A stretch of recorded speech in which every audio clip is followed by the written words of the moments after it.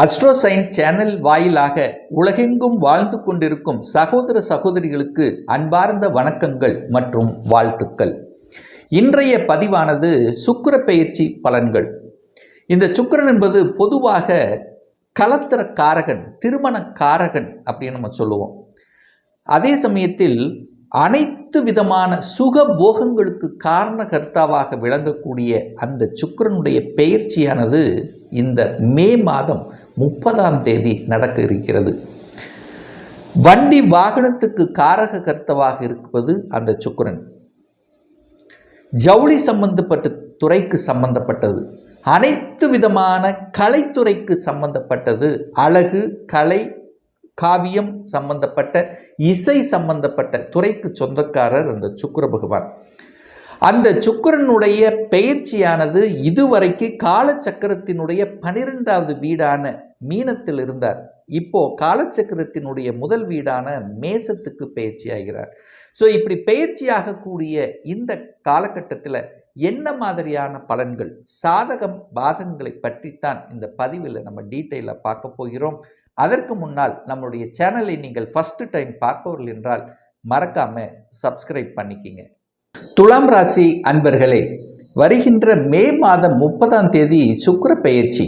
அந்த சுக்கிரனால என்ன நன்மை இந்த துலாம் ராசி அன்பர்களுக்கு? சுக்கிரன் யாரு? உங்க ராசிநாதன், அதே சமயத்தில் 8க்குரியவன், அட்டமாதிபதியாக இருக்கக்கூடிய அந்த சுக்கிர பகவான் இதுவரை கடந்த 3.5 மாதங்களாக 6ஆம் இடம் என்று சொல்லக்கூடிய கடன், நோய், எதிர்ப்பு ஸ்தானத்தில் இருந்தார். இப்போ 7ஆம் இடம் என்று சொல்லக்கூடிய திருமணஸ்தானத்தில் வந்து அமர்ந்து கொண்டு உங்க ராசியை பார்த்து பலப்படுத்துகிறார்.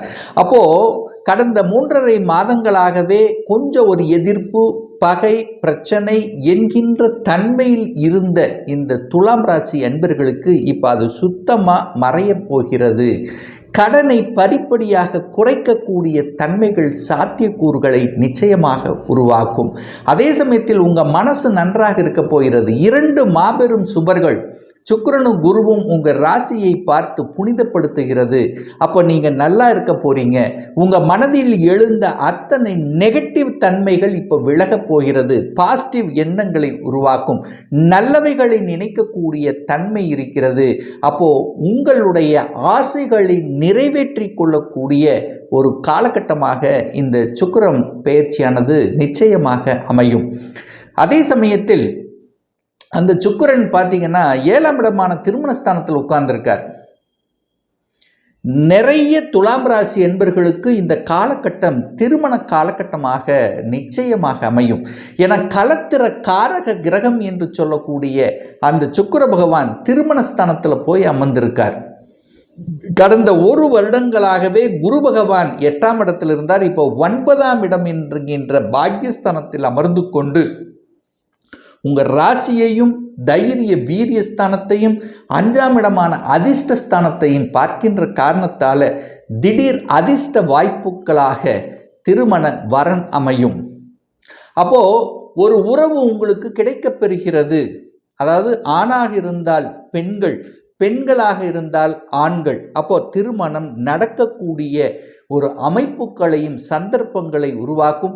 அந்த உறவின் மூலமாக, அதாவது திருமணத்துக்கு அப்புறம் உங்களுடைய வாழ்க்கை சிறப்பாக அமையப் போகிறது. வளர்ச்சி கொடுக்கக்கூடிய அமைப்பில் இந்த காலகட்டம் உங்களுக்கு சிறப்பு பெறும். அப்போ திருமணம், சுப காரியங்கள் செய்யக்கூடிய தன்மைகள். 7க்குரியவன் என்று சொல்லக்கூடிய அந்த செவ்வாய் பகவானும் இப்போ 10ஆம் இடத்தில் நீச்சமாக இருந்தாலும் இந்த மாதம் பார்த்தீங்கன்னா, அதாவது சொல்லப்போனால் ஜூன் மாதம் இந்த செவ்வாயினுடைய பெயர்ச்சியும் உங்களுக்கு நடக்க இருக்கிறது. அதாவது கரெக்டாக பார்த்தீங்கன்னா ஜூன் மாதம் 7ஆம் தேதி செவ்வாய் பகவான் 11ஆம் இடமான லாபஸ்தானத்தில் போய் அமர்வதும் சிறப்பு. அப்போது 7ஆம் இடத்தில் சுக்கிர பகவானும் அந்த 7க்குரியவனான செவ்வாய் பகவான் 11ஆம் இடத்தில் அமர்ந்து கொண்டு அந்த சுக்கிரன் குருவும் உங்கள் ராசியை பார்க்கக்கூடிய ஒரு அற்புதமான நிகழ்வு இருக்கக்கூடிய இந்த மாதத்தில் திருமண வரன்கள் சிறப்பு பெறக்கூடிய அமைப்பு, நினைத்தது காரியங்கள் ஜெயமாகக்கூடிய அமைப்பு, தொட்டது துளங்கும்.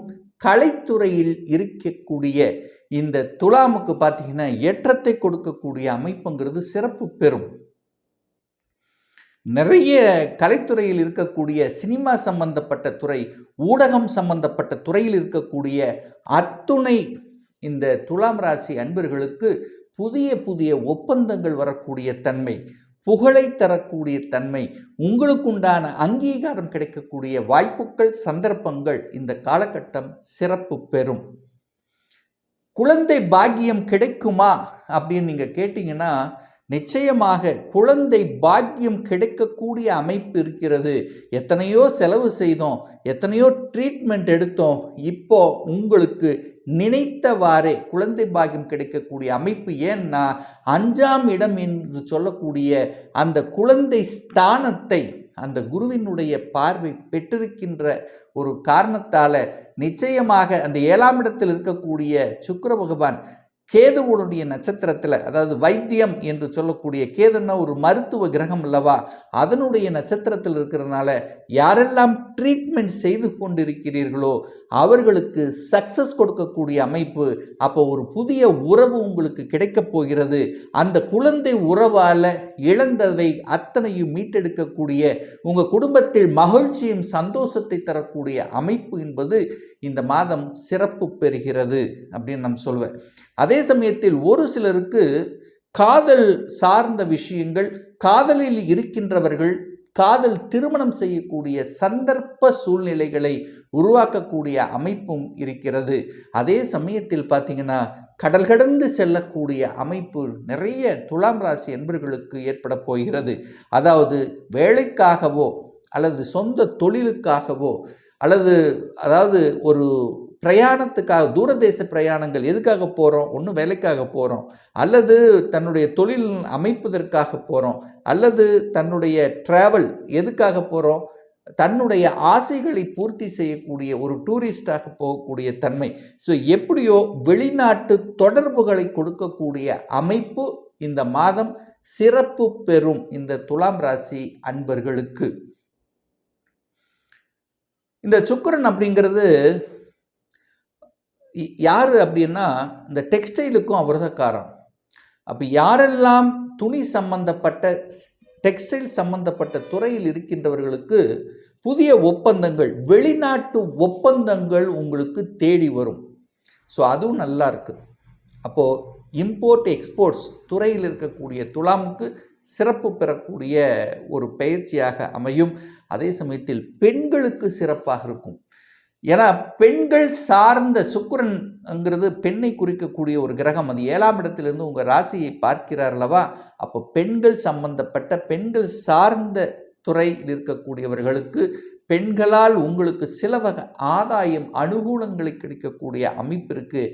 ஏன்னா டைரக்டாக அந்த சுக்கிரன் உங்களுடைய ராசியை, லக்னத்தை பார்க்கக்கூடிய அமைப்பு இருக்கிறதுனால பெண்களால் சில ஆதாயம், அனுகூலங்கள், அதாவது களத்திரம் சார்ந்த விஷயத்தில் இல்லாமல் நண்பர்கள் மூலமாக சில ஆதாயங்கள், அனுகூலங்கள் கிடைக்கக்கூடிய தன்மை.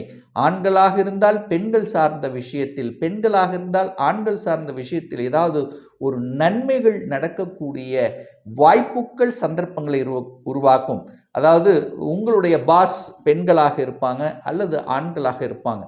ஸோ அந்த பெண்களாக இருந்தால் ஆண் பாஸ், ஆண்களாக இருந்தால் பெண் பாஸ், அதாவது நீங்கள் வேலை செய்யக்கூடிய இடத்துல இருக்கும் பார்த்தீங்களா. ஸோ உங்களை புரிந்து கொள்ளக்கூடிய தன்மைங்கிறது இருக்குது. இது வரைக்கும் புரிஞ்சுக்கல, ஒரு மாதிரி ஒரு கஷ்டங்களை கொடுத்து கொண்டிருந்தார்கள், வேலைப்பளு அதிகமாக இருந்தது, எங்களுக்கு பிடிக்கல. ஸோ அந்த மாதிரி இருந்தவர்கள் இந்த மாதம் அனுகூலமான மாதமாக அமையும். உங்களுடைய ரெகனைசேஷன் கொடுக்கக்கூடிய தன்மை இந்த காலகட்டம் சிறப்பு பெறும் அப்படின்னு நான் சொல்லுவேன். இந்த சுக்கிரனுங்கிறது வீட்டுக்கு காரக கிரகம்.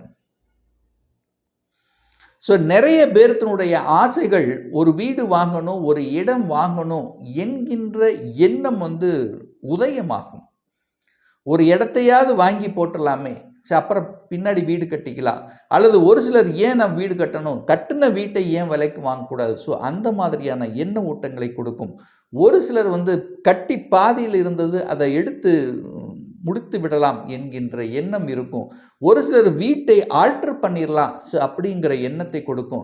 ஸோ இந்த மாதிரி வீடு சம்பந்தப்பட்ட நிலம் சம்பந்தப்பட்ட விஷயத்திலும் அனுகூலத்தை கொடுக்கக்கூடிய ஒரு பயிற்சியாக இந்த துலாமுக்கு நிச்சயமாக அமையும். ஒரு சிலருக்கு பார்த்தீங்கன்னா வாகனத்துக்கு அதிபதியும் அந்த சுக்கிரன் தான். ஸோ வாகனம் வாங்கக்கூடிய யோகமும் இருக்குது. கடனை வாங்கி இஎம்ஐ போட்டு ஒரு வாகனம் வாங்கிடலாமே, ஸோ பழைய வாகனம் இருக்குது, அதை மாற்றிட்டு புதிய வாகனம் வாங்கிடலாம் என்கின்ற எண்ணப்பாடு உருவாகும். ஏற்கனவே ஒரு 2 வீலர் இருந்தவங்க ஏன் நம்ம 4 வீலர் கன்வெர்ட் பண்ணக்கூடாது, ஸோ என்கின்ற எண்ண ஓட்டத்தை கொடுக்கக்கூடிய பயிற்சியாக இந்த சுக்கிரன் நிச்சயமாக அமையும்.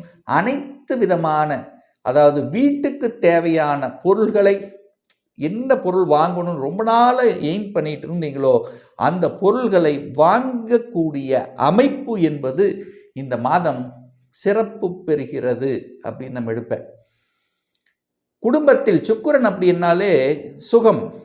குடும்பத்தில் சுக்கிரன்னாலே என்ன சொல்கிறது, ஒரு சுகபோகங்கள் என்று சொல்லக்கூடிய, கட்டில் சுகத்தை கொடுக்கக்கூடிய, அந்நூனியத்தை கொடுக்கக்கூடிய, கணவன் மனைவி இருவருக்கும் ஒரு நல்ல அந்நூனியத்தை கொடுக்கக்கூடிய, ஏற்கனவே பிரிந்திருந்தவர்கள் கூட இப்போ புரிந்து கொள்ளக்கூடிய, அப்போ உங்களை விட்டு ஒரு டிஸ்டன்ஸில் இருக்கக்கூடிய உறவுகள் உங்களை நோக்கி இப்போ வரக்கூடிய ஒரு புதுப்பித்து கொள்ளக்கூடிய அமைப்பில் இந்த சுக்கிர பயிற்சி நிச்சயமாக அமையும். இதில் எந்தவித மாற்று கருத்தும் கிடையாது. இப்போ நான் சொன்னது கோச்சார ரீதியான ஒரு பொதுவான பலன்கள்.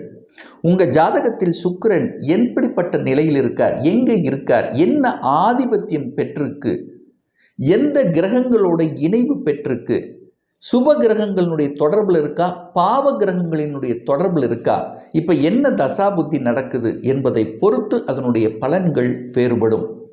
ஒரு துல்லிய பலன் வேணும். அதாவது இந்த 2025 சொந்த தொழில் செய்வதற்கான விதி கொடுப்பினை நம்முடைய ஜாதகத்தில் இருக்கிறதா, அப்படி இருக்கக்கூடிய பட்சத்தில் எப்போ நம்ம சொந்த தொழிலை செய்யலாம், எந்த கோர்ஸ் படிப்பதற்கான கொடுப்பினை நம்முடைய ஜாதகத்தில் இருக்குது, அப்போ எந்த கோர்ஸ் எடுத்து படித்தா நம்முடைய ஃப்யூச்சர் நன்றாக இருக்கும், திருமண தடை நடந்து கொண்டே இருக்குது, எப்போ தான் நமக்கு திருமணம் ஆகும், எப்போ நமக்கு குழந்தை பாக்கியம் கிடைக்கும், எப்போ நமக்கு ப்ரமோஷன் கிடைக்கும், இது போன்ற கேள்விகளுக்கு துல்லியமான பதிலை நம்மால் கூற முடியும். ஒரு பர்சனல் கன்சல்டேஷன் எடுத்துக்கணும், ஒரு சுய ஜாதகம் பார்க்கணும் என்று விருப்பமுடைய அன்பர்கள் டிஸ்பிளே தெரியக்கூடிய நம்பருக்கு வாட்ஸ்அப் மூலியமாகவோ ஃபோன் கால் மூலியமாகவோ தொடர்பு கொண்டு அப்பாயின்மெண்ட் பெற்றுக்கொண்டு கன்சல்டேஷன் எடுத்துக்கலாம். நம்முடைய அலுவலகம் கோயம்புத்தூரில் அமைந்துள்ளது. அதாவது கோயம்புத்தூரிலிருந்து மேட்டுப்பாளையம் செல்லும் வழியில் வெள்ளக்கிணறு பிரிவு பக்கத்தில், அதாவது அன்னபூர்ணா ஹோட்டலுக்கு அருகில் அமைந்துள்ளது. பிரியர் அப்பாயின்மெண்ட் வாங்கிட்டு நேரடியாக கன்சல்டேஷன் எடுத்துக்கலாம். ஸோ ஆன்லைன் மூலமாகவும் கன்சல்டேஷன் இருக்கிறது. நிச்சயமாக இந்த பதிவு ஏதாவது ஒரு ரூபத்தில் உங்களுக்கு யூஸ்ஃபுல்லாக இருக்குங்கிறதுல எந்தவித மாற்று கருத்தும் இல்லை. மீண்டும் ஒரு நல்ல பதிவில் உங்களை சந்திக்கும் வரை உங்களிடம் இருந்து விடைபெறுவது உங்கள் அஸ்ட்ராலஜர் டாக்டர் சதீஷ்.